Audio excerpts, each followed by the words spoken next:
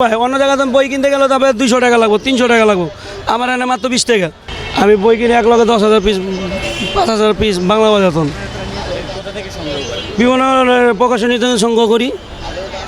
বই 21 মেলা শেষ হয়ে জায়গায় বিক্রি করে। চাহিদা আছে মোটামুটি 20 টাকা পাইলে 500 টাকার বই দিলাম। এটা 350 টাকার বই, 20 টাকা পাইলে তো চাহিদা থাকবে 500 টাকার বই।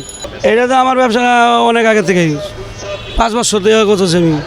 সব ধরনের বই পাওয়া যায় আমার কাছে, ভ্যারাইটিস বই পাওয়া যায়। আমি যেটা পছন্দ করি সেটা হয়তো কিনি। এটা বাইরে কিনলে হয়তো লাইব্রেরিতে কিনলে হয়তো 30% লেস দিতে হয়।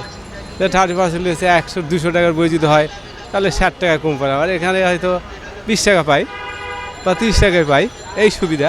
বেশি বেশি পুরাতন বই কিনে আর বাংলা একাডেমিতে কিছু বইটা কিনি। এই সুবিধাটা কি আসলে মানে আপনারা কম দামে বই পাই, বই পড়ি যেহেতু কম দামে পাওয়া যায়, সেটাই এইখানে পাওয়া যায়। পুরাতন বইয়ে পাওয়া যায়, তবে অনেক পুরাতন বইও হয়তো হঠাৎ পাওয়া যায়, সেটা হয়তো লাইব্রেরিতে নাই। এটা হয়, এরকম হয়। ম্যাগাজিন ট্যাগাজিনে এখন তো পাওয়া যায় না, আগে আরও বেশি পুরাতন বই পাওয়া যায়। এখন তো নতুনের বেশি আবির্ভাব। তো আগে আমরা ওই 80 দশকে 90 দশকে এগুলাতে বই কিয়া পুরাতন মাইজো পাইতে, ওগুলো এখন পাওয়া যায় না। তো বই দেখে পছন্দ হয়ে সঙ্গে সঙ্গে একটা কেনার ইচ্ছে হয়।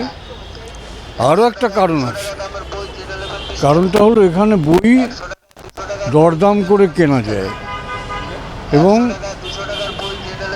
অনেক সস্তায় পাওয়া যায়।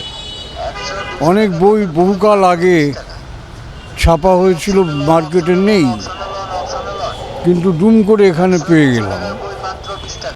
এই সব কারণে রাস্তার এই বইয়ের দোকান যারা দেয় তাদের প্রতি আমাদের একটা কৃতজ্ঞতা আছে।